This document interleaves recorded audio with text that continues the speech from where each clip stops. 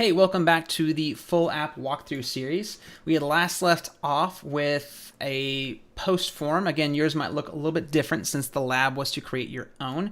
And we're going to be talking about inserting a picker element in between the title and content so we can pick maybe a tag to go along with this blog post. We're going to have to refactor a few things and we can get it up and running fairly quickly. First off, we're going to go ahead and need to have some tags to display in this picker, which will be kind of like a browser dropdown or a browser select with options, except it'll be a picker with picker items. So I'm going to need to get my blog tags, which I'll be doing through a component did mount, where if there's an error, I will catch it and log it for development purposes. And I will also maybe send an alert to my user saying alert.alert. Error getting tags. That way I'll know what the message is, what's happening, and why it's happening. Okay, and I need to get these tags from somewhere, so I'll say let tags equal awaits the promise of my JSON fetch utility to get my tags, which in my deployed API will be a route called API/tags. So there we go. And now I need to set a piece of state for tags. So we need to go ahead and get that safely typed in our generic here, where tags will be an array of objects. And these objects will have an ID as a number, a name as a string, and I think I had underscore created available if I want it as a date.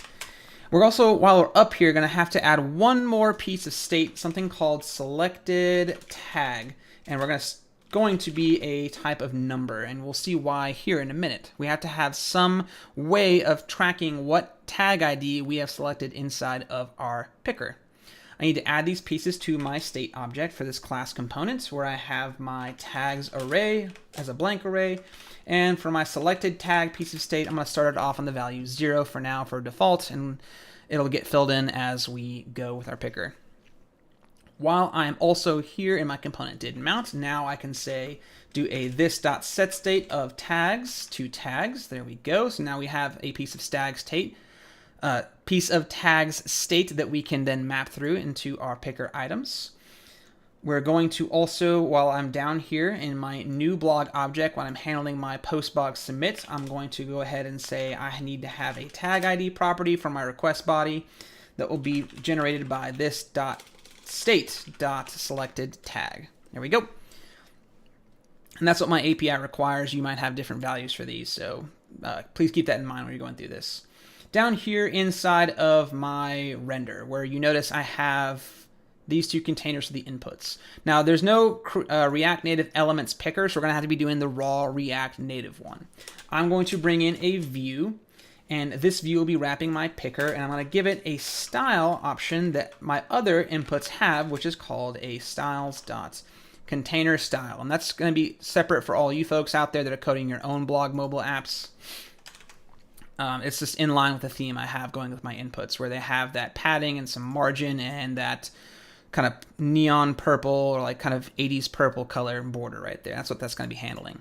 So back up near the top of my import statements, I need to bring in my picker from React Native right there. And I'm going to bring in text from React Native Elements, and I'll show you why we're using this text here in just a second. So because I've been using React Native Elements for my inputs, they have these nice little looking labels. And I need to recreate that for this picker to make sure it looks more in line with the theme. So I'm going to make a text component here that has tags as the value. And I actually went into the input of this here React Native component. So if I go to the definition of it, and I looked at my node modules and find the input right here. So there's the input in my node modules inside of React Native Elements, and I click on input.js, check it out. There's where I find the font size, the type of color, and you can look that up inside the themes folder. You can tell its font weight is bold, and if you look into other fonts of Android bold, you'll notice it's size 16. So if you're wondering where I got some of these weird values from, I actually went into the node modules to see what the React Native Elements input looked like and how it was themed. So I could grab that bit of information, and I actually composed my own custom label object in my style sheet. Has a little bit of margin, that font weight of bold, the font size of 16 that I found. That's what Gray 3 evaluated into, and that's what the Android font family was.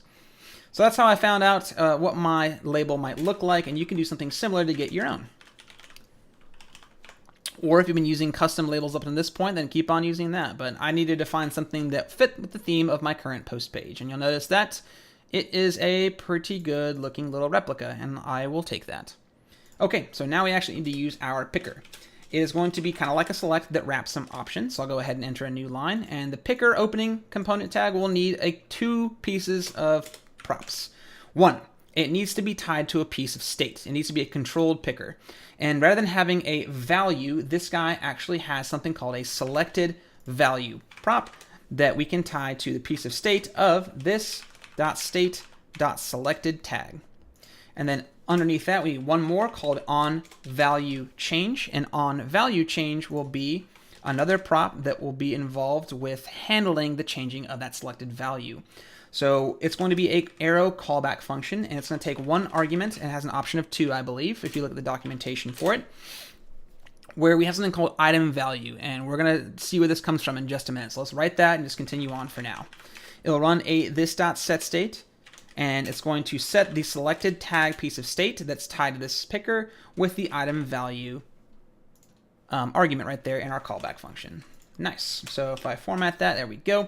And down here is where we have to make our picker options. Rather than being called options, they're literally called Picker.Items, and they're self-closing tags. So I'm going to map through my piece of tags array. There we go.